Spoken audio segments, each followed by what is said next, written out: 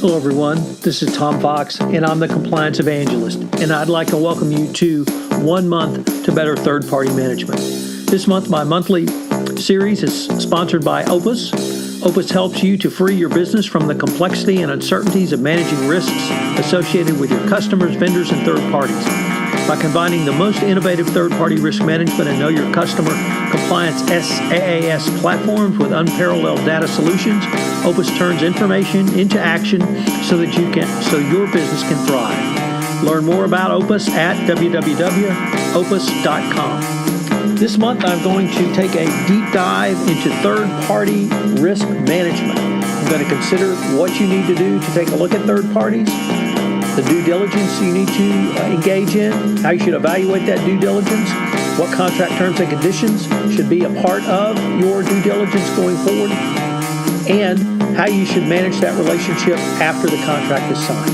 I think you'll find this an extraordinarily interesting and important series because, as all compliance practitioners know, third parties are your highest risk under anti-corruption laws such as the Foreign Corrupt Practices Act or the UK Bribery Act.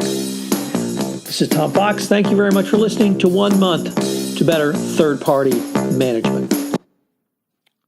Day 3, the questionnaire.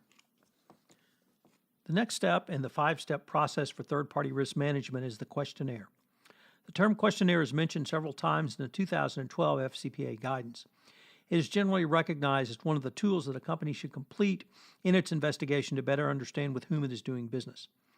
I believe that this requirement is not only a key step, but also a mandatory step for any third party that desires to do work with your company.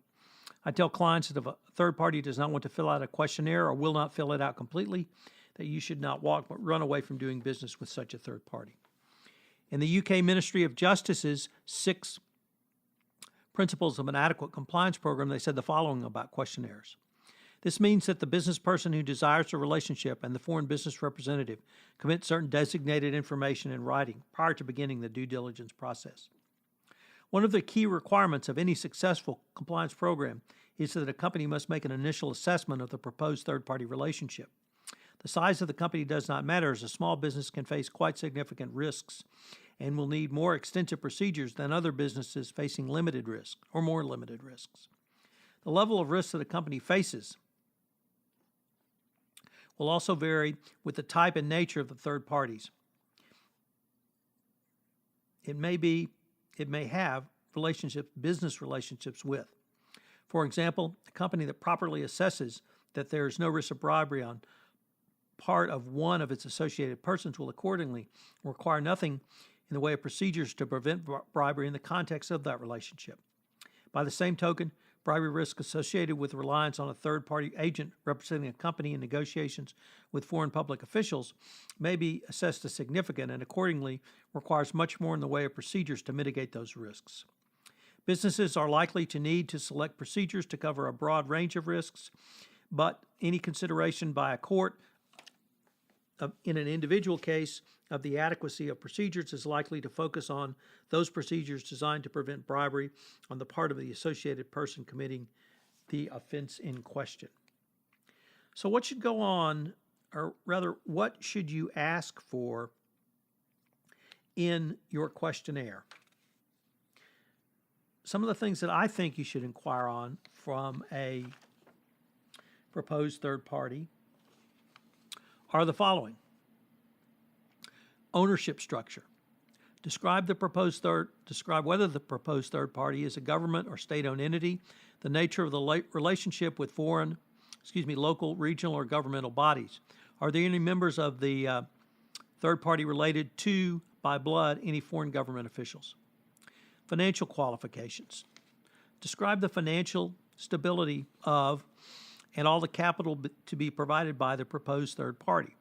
You should obtain financial records, audited if possible, for 3 to 5 years. Obtain the name and contact information for their banking relationships. Personnel. Determine whether the proposed agent will be providing personnel, particularly whether any of the employees are government officials. Make sure that you obtain the names and titles of those who provide services to your company. Physical facilities. Describe what physical facilities will be used by the third party for your work. Be sure and obtain their physical address. It may be that you want to actually go view their physical facilities to make sure that they can do the work they say they're going to do for you if they're going to provide products or services. References. Obtain names and contact information for at least 3 business references that can provide information on the business ethics and commercial reliability of the proposed third party. Politically exposed persons, or PEPs.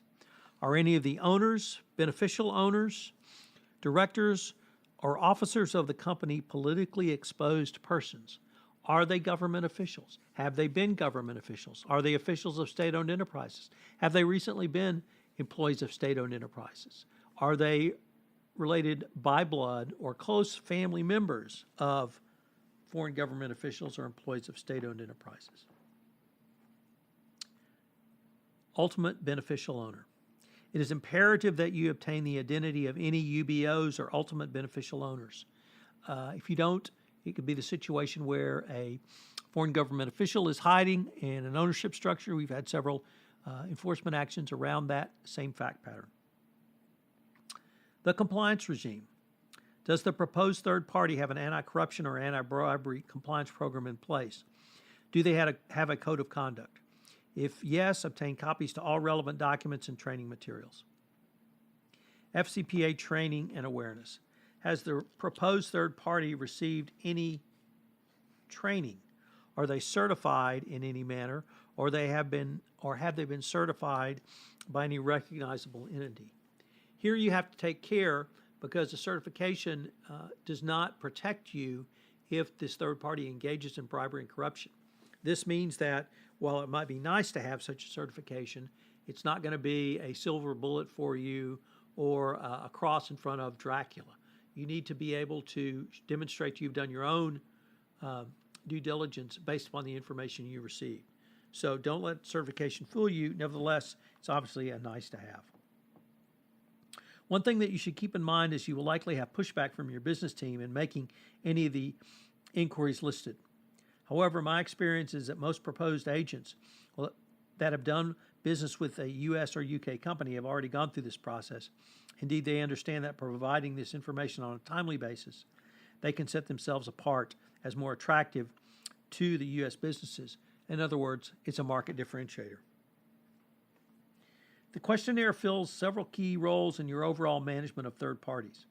Obviously, it provides key information that you need to know about with whom you are doing business with and whether they have any capabilities to fulfill your commercial needs. Just as importantly is what is said if the questionnaire is not completed or is only partially completed, such as the lack of awareness of the FCPA, the UK Bribery Act, or any other anti-bribery, anti-corruption programs or laws generally. Lastly, the information provided, or in some cases is not provided, in the questionnaire will assist you in determining what level of due diligence perform on this third party. So what are the 3 key takeaways for today? Well, first of all, you must have enough information to fully identify the owners, ultimate beneficial owners, and related parties to determine if there is a foreign government official involvement. Number 2, all commentaries on best practices still require a questionnaire. I recognize that this is simply answers on a piece of paper that are then signed. Nevertheless, the U.S. government still thinks this is important. The Department of Justice thinks this is important. So you need to consider it's important as well. And finally, number 3, if the third party refuses to fully respond to your questionnaire, and there's not a good reason for doing so, you need to walk away from the relationship at that time. This is Tom Fox. Thank you very much for joining me on day 3 of 1 month to third-party risk management, and I hope you'll join me tomorrow for day 4. This is Tom Fox. I hope you've enjoyed this episode of 1 month to better third-party management. If you have listened to this podcast on iTunes, I would greatly appreciate it if you would rate this podcast, as it will help our rankings and help us get the word out on this most unique podcast series in compliance. Also, if you have any questions, please feel free to email me at tfox@tfoxlaw.com. This is Tom Fox. Thank you very much for listening to today, and I hope you will listen tomorrow on another episode of 1 month to better third-party management.